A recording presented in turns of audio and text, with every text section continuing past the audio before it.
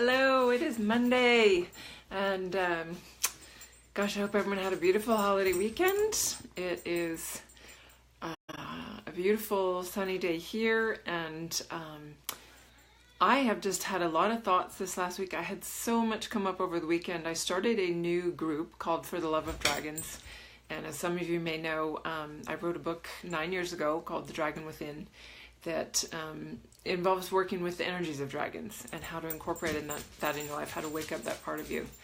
And what's been coming in since then is to share with everyone else in the regular Invoke healing community that may or may not like dragons, may or may not experience them.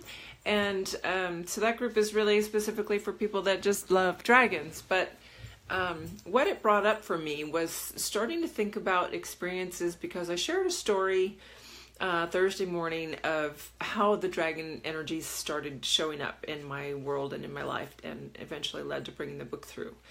And it made me think about some stories of how I started experiencing other spirits, entities, connecting with and trusting myself on what was beyond the physical. So I thought, it was so fun to go back and share my original story with the dragons.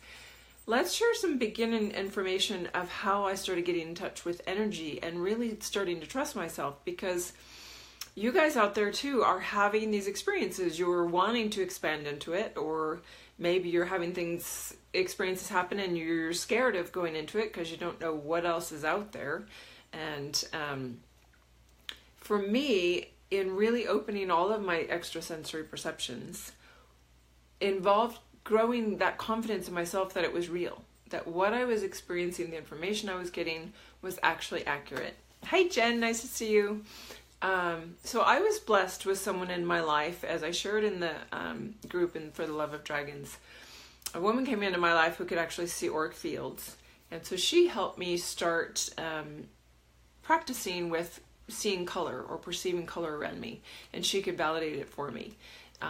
But I had another friend who, he's, probably 75, almost 80 now, and he would bring me rocks, crystals, arrowheads especially. He has a deep Native American connection, lives near the Wind River Indian Reservation, and does a lot of work out there. And he had a collection of arrowheads, spear points, all kinds of Indian artifacts from all of his years in the West.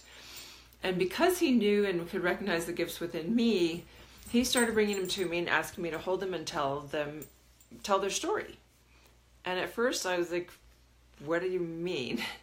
So I'd hold on to a rock, and this is something you can practice, and that's why I'm bringing up the story to share, especially if you know someone that has specific crystals, gems, rocks, anything that holds energy, which almost everything does, that has a story behind it. And if you can ask them to hand you something that has a story, or they know the story of where it came from, where it if it was in certain people's families, passed down, what the history of it is, or even if you ask a shopkeeper in a crystal store, if he knows the history of any of the items in there without revealing it, and then sit with it for 10 or 15 minutes. You don't have to tell him what you're picking up, and then ask him for the story and see if any of those tidbits were accurate. Because, for example, what I would do is he would put an arrowhead in my hand, and I would just sit and hold it. And immediately I would get visions of if it was a dry riverbed, if it was embedded in someone's arm, or how that specific thing was used. There were bird points. I could see what kind of bird it was, how many were killed with that, if it was just one, what part of the world it was in, whether it was Utah, Wyoming. They were all from the West. Some were associated with massacres, so I was able to see and get information about the entire battle. And because he knew the history of these stones and the areas that they had come from, he was able to validate that for me. And so that started building my confidence, and that's what it will do for you, in just trusting yourself to just sit and feel and see what you get. And as you get little tidbits, and maybe you get one piece of information initially, and then maybe the next time you get more, it will start to build on itself. It's a doorway that you have to crack open. That internal vision, all of us have it as a gift. The more you desire it, the more it can open. But it does start with a crack before it gets to be a floodgate. And for me, it started with those crystals and rocks. Then this was a really funny story because I was with this same gentleman, and we were driving back from a sweat lodge ceremony in Riverton, Wyoming. And on the way home, we're all cleansed. We'd had this beautiful experience. I started sensing this energy in the back seat. Okay, so all of a sudden we're in this big old Bronco, and in the back seat, which the Bronco back seats are quite massive, there was a being, and I swear to God, it was 7 feet tall. It was like a Wilt Chamberlain feeling of something in the back seat. I started perceiving the look of this guy. He was Native American, had long black hair. Of course, there's no one visually there. This spirit had passed on eons ago, but I hadn't actually interacted with a physical spirit before. And so there's this gigantic being back, and he was so jolly. He just kept laughing and laughing and saying, "Tell Bob I'm here. Tell Bob I'm here." And Bob is my friend. And I kept internally saying, "Not a chance in hell, pal. I'm not going to be seen as crazy. You're not even there. You're not real." And so he just kept needling me from the back seat. And after about 10 minutes, and he was quite funny, he was very jolly, I finally turned to my friend and I said, "Do you know about something in your car that maybe we can't see?" And he says, "Oh, you mean Wakara? Yeah, he's funny, isn't he?" This was Wakara. And so there again, I had this validation from my friend. He's telling me all about Wakara, and here's this being in the back nodding and laughing and adding his own little jokes in as if he was physically there. So that was my first experience. And I thought I was crazy. I didn't want to talk about it to anyone. But by opening up myself and trusting myself, I was able to be validated. And that started the progression. So it's about, hi, how you doing, Beck? Good to see you. So it's about being willing. It's about building trust. And when we lose trust in ourselves, and often that happens when we're very young because we've had a friend in school or our parents or our siblings that maybe we're engaging with a spirit in our playroom and we're having this great time with our imaginary friend, and they come and they make fun of us, they shut it down, especially parents say, stop talking to yourself, you're going to embarrass us in front of friends or whatever. And so we start keeping it internal, we start shutting it down, and then we stop believing in it. And then we find it so hard as adults to go back and access that. So starting to really learn that inner trust, starting to just say, you know what? There's something inside of me that's telling me that this is real, and I'm just going to go with it for right now. And maybe in the beginning you don't have to tell everybody about it, but if you can find one person that you can trust and share and maybe get some confirmation back from, it will open that panel, that doorway up again for you. Whatever your gifts might be. Maybe you're a clairaudient and you can hear things. Maybe you're clairvoyant and you can see internally and get colors and auric fields and all that. Claircognizance is where you actually get full thought blocks come in, and it's an internal knowing. That's my predominant. So I've had to work at, because I shut them down myself from a very young age. I actually had a conscious memory in some of my work in the last 6 months of going back and seeing the traumatic event that really shut me down, where I was in a grocery store with my mom, and I might have shared this story before. I was about 4 years old, and I was talking about all the different beans that were in the store, and I guess I was doing it a little too loudly, and Mom got really embarrassed, left the cart and all the groceries, took me outside and scolded me bad. And from that point forward, I think I just said, shut it off. And that was, a sad thing for me, because that was a lot of my realm.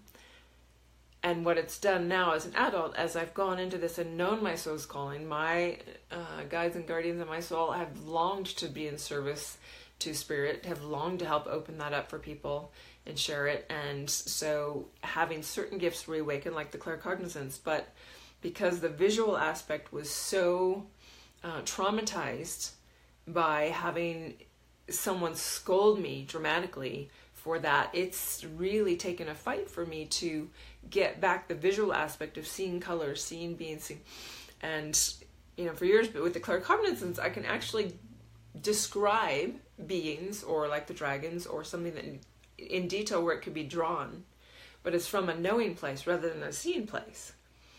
And so to get the seeing back, it's really taken me a lot of internal work. So where does that begin? It just begins on building that basic self-trust with yourself. And so that's the main thing that I wanted to share today, because they're so linked. If you're not able to access all of your gifts, where in yourself is your trust broken down in your own self? And that came up with a client today. Where in your past can you sit back and have memories come in and ask for memories to come in when your trust was broken? And when you stopped trusting yourself and your own judgment and your own experiences. Because when you can go in and relive the emotions of those and bring those back to the light of day, you're going to find a thread back in time to a very early time when you shut it down, stopped trusting yourself, and you broke, all that trust was broken, that what you were experiencing wasn't real because it wasn't being validated by someone externally. So you can get it back, and it doesn't have to be a long, slow, drawn out process. For some of us, once we open that door, it becomes a floodgate. For others, it's gradual, because there's other emotional pieces locked away in there as well that we are afraid to see, or don't want to see, or in resistance to really opening up to maybe some of the more brutal emotional shutdowns or traumas that locked it away. So I would love to, for all of us, both watching now and watching the replay, draw a card, because I love my angel power cards, my archangels.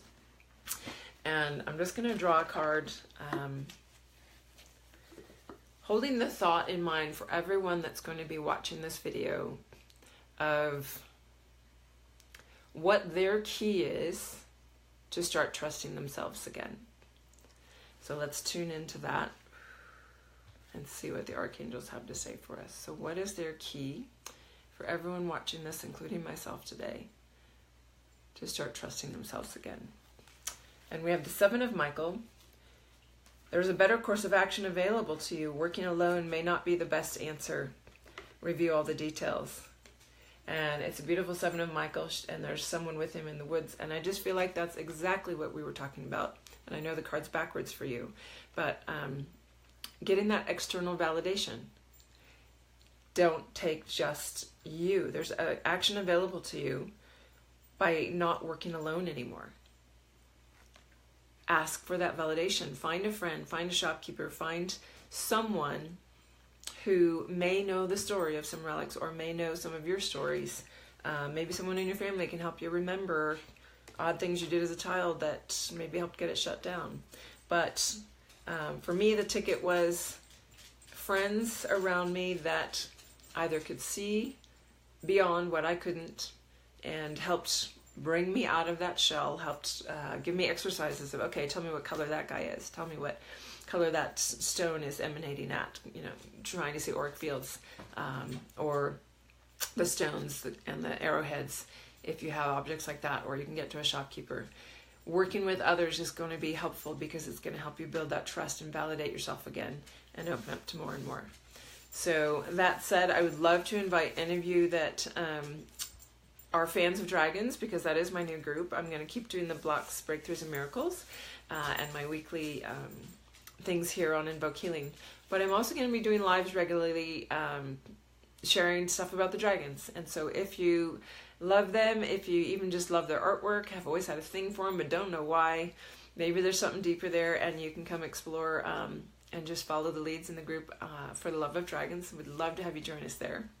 And also, we just have until tomorrow my special over the holiday weekend as a gift to you guys, because my heart was bubbling over with gratitude this weekend, and I wanted so much to share and put out there, because some of you have been thinking about sessions together, maybe haven't felt like the finances were in order or whatever, but this is the perfect time to get I call it the Get Your Holiday Glow On special, because moving into the holiday season, wouldn't it be great to have something shifted out of the way, get some clarity, insight on something, because a moment of clarity can change everything. And so I offered all of my sessions are half price until midnight tomorrow, Tuesday. I know that everybody's busy over the weekend, so holiday shopping isn't always on everybody's mind. So I set it up to be all the way through midnight Tuesday, get past your busy Monday after a holiday weekend. And so if you've been wanting to work together and you just haven't pushed yourself to do it, you're wanting to get some movement forward before the holiday season, please message me. Please connect with me. I can help you get lined up with the special rate and get you scheduled. And I would absolutely love to serve you in that way. So I hope again that you had a great holiday weekend, and we will see you next time. Bye.